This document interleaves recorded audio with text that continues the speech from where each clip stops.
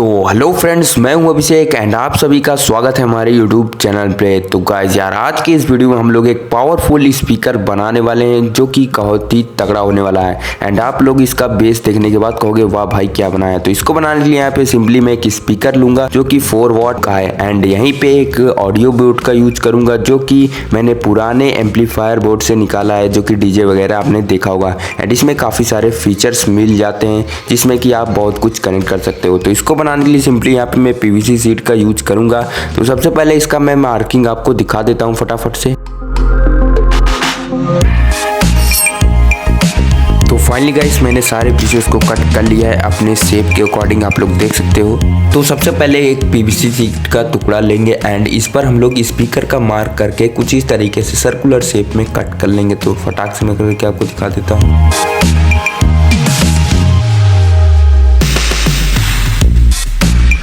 And guys, speaker को मैं कुछ इस तरीके से पीछे की साइड सेट करने वाला हूँ, आप लोग देख सकते हो।